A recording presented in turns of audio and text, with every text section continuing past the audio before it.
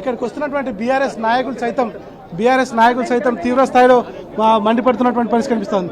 ED అధికారులు బయటకు వెళ్లారు. కొద్దిసేపటి క్రితమే ప్రత్యేక వాహనాన్ని కూడా రెడీ చేసినటువంటి నేపథ్యంలో ఈడీ అధికారులు కవితకు సంబంధించినటువంటి ప్రత్యేక వాహనంలో ఆమెను తీసుకెళ్లేందుకు అన్ని ఏర్పాట్లు పూర్తి చేశారు. West zone DCP Vijay Kumar కూడా దీనికి సంబంధించినటువంటి ఏర్పాట్లను చేస్తున్నటువంటి పరిస్థితి కనిపిస్తోంది. ప్రస్తుతం కేటీఆర్ హరీష్ రావు మాత్రం పూర్తి స్థాయిలో దీనిపైన మండిపడుతున్నటువంటి పరిస్థితి కనిపిస్తోంది.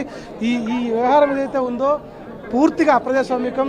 సుప్రీంకోర్టులో కేసు పెండింగ్లో ఉండగా అరెస్టు సోమవారం వరకు ఎలాంటి ఫర్దర్ చర్యలు తీసుకోవద్దని చెప్పినా కూడా కేవలం వాళ్ళకు అధికారం ఉంది కదా అని భారతీయ జనతా పార్టీ సంబంధించినటువంటి కేంద్రంలో ఉన్నటువంటి ప్రభుత్వం దీన్ని కుట్రపూరితంగా వ్యవహరిస్తున్నటువంటి తీరైతే కనిపిస్తూ ఉంది. ఈ నేపథ్యంలో తీవ్ర స్థాయిలో వాళ్ళు చేస్తున్నటువంటి పనులను అయితే ఎండగడుతున్నటువంటి తీరు కనిపిస్తూ ఉంది. పెద్ద ఎత్తున మధ్యాహ్నం నుంచి ఇక్కడ చేరుకున్నటువంటి బీఆర్ఎస్ నాయకులు కార్యకర్తలు అందరూ కూడా పెద్ద ఎత్తున కేంద్ర ప్రభుత్వానికి మోడీకి వ్యతిరేకంగా నినాదాలు చేస్తున్నటువంటి పరిస్థితి అయితే కనిపిస్తోంది. అప్రజాస్వామికంగా అరెస్టుకు సంబంధించినటువంటిది చేయొద్దు, ఇది కోర్టు చెప్పినప్పుడు కూడా కోర్టు విషయాన్ని పక్కన పెట్టి కావాలని దీన్ని కుట్రపూరితంగా వ్యవహరిస్తున్నటువంటి తీరైతే కనిపిస్తోంది. ఈ నేపథ్యంలో బీఆర్ఎస్ పార్టీ రేపు ప్రజాక్షేత్రంలో ఇటు న్యాయ వ్యవస్థ ద్వారా కూడా పూర్తి స్థాయిలో దీన్ని ఎదుర్కొంటామని చెప్తున్నటువంటి పరిస్థితి కనిపిస్తూ ఉంది. ఇప్పుడు కొద్దిసేపటి క్రితమే ఆమె అరెస్టుకు సంబంధించినటువంటి అధికారికంగా ధృవీకరించారు కాబట్టి మరి కాసేపట్లో ఢిల్లీకి 8:30 విస్తార ఫ్లైట్లో తీసుకెళ్లేందుకు ఏర్పాటు చేస్తున్నారు. ఇప్పటికే ముందుగానే టికెట్లు బుక్ చేసుకొని ఇక్కడ తీసుకొచ్చినటువంటి నేపథ్యంలో ఆమెను ఇవాళ 8:30 ఇక్కడ నుంచి తీసుకెళ్లి 10:30 ఢిల్లీ చేరుకునే అవకాశం కనిపిస్తోంది. అరెస్టుకు సంబంధించి అధికారికంగా ధృవీకరించినటువంటి నేపథ్యంలో ఈడీ తీసుకుంటున్నటువంటి చర్యలు మాత్రం పూర్తిగా సుప్రీంకోర్టు గైడ్లైన్స్కు వ్యతిరేకంగా ఉన్నాయన్నటువంటిది మాత్రం చాలా స్పష్టంగా కనిపిస్తోంది.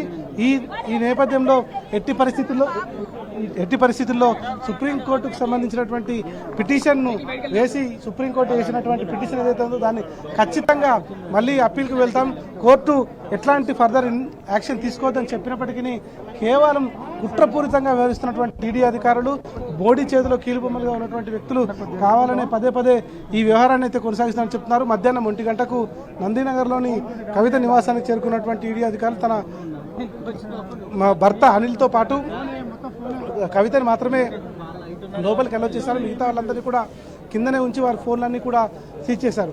ఇక సాయంత్రం 5:30 ప్రాంతంలో ఆమె అరెస్టుకు సంబంధించి ధృవీకరించారు. ఆమెను అరెస్ట్ చేస్తున్నట్టుగా చెప్పినటువంటి నేపథ్యంలో ఇక్కడికి చేరుకున్నటువంటి కేటీఆర్, హరీష్ రావుతో పాటు ఇతర బీఆర్ఎస్ నాయకులు తీవ్రంగా తప్పుపట్టారు.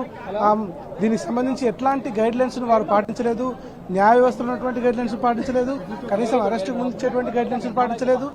ఇవే కాకుండా కనీసం న్యాయవాదులను కూడా లోపలికి తన వైపు ఉన్నటువంటి న్యాయవాదులను కూడా లోపలికి అలో చేయలేదనేటువంటిది చాలా స్పష్టంగా కనిపిస్తోంది.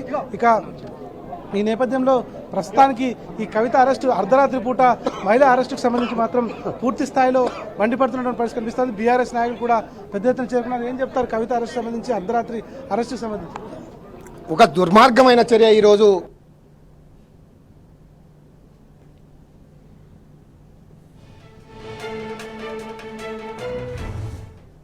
దుర్మార్గుల్లాగా వచ్చి ఏదో ఐటీ సోదాలని ఒక తప్పుడు సమాచారం నుంచి లోపలికి వెళ్ళి ఒక అర్ధరాత్రి ఈ